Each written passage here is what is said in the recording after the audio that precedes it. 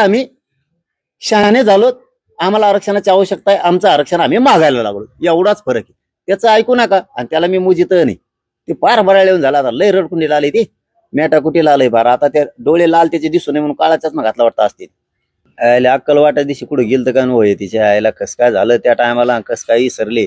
थोडी त्याला अक्कल दिली असती तर बरं झालं असतं. इतकं फालतू विचाराचा माणूस असं आम्हाला कवाच वाटलं नाही. त्याला धिंगाणा म्हणतात का मुंबईत?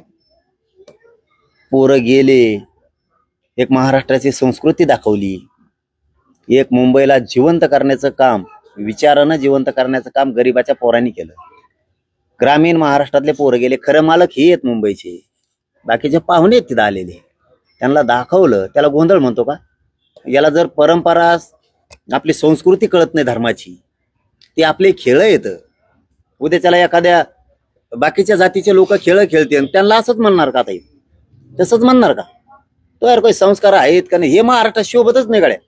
हे तिकडे नेपाळच्या त्याच्यात लोकांना शोभत आहे, तिकडे नेऊन सोडून दिलं पाहिजे. जाणार नागालँड फॅगालँड नाहीत का तिकडे बरेच आहेत ना, इंग्लंड आमकी तमकी, त्याच्यात सोडून द्यायला पाहिजे. हे जाणार इकडे ठेवायलाच नाही पाहिजे. तिकडच्याच एखाद्याच्यात हाकून द्यायला गी.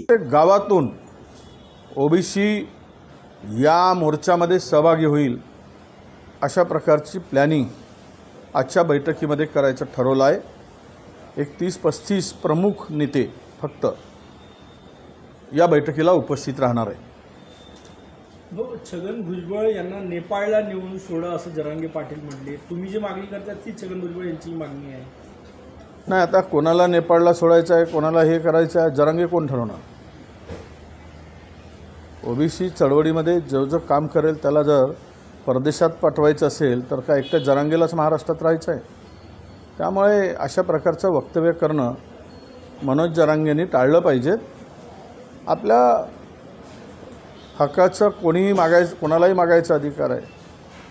जर आम्ही ओबीसी आहोत तर आमच्या समाज बांधवाचं संरक्षण त्यांच्या न्यायिक आणि संविधानिक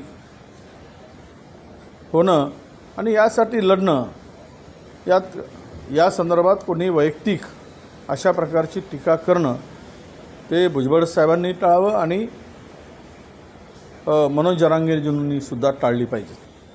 जे काही सोंग सरकार घेते आहे त्यातून या ओबीसीच्या वर झालेला अन्याय आणि ज्याचा काहीही संबंध नाही अशा लोकांचा शिरकाव हे बघता मला वाटतं की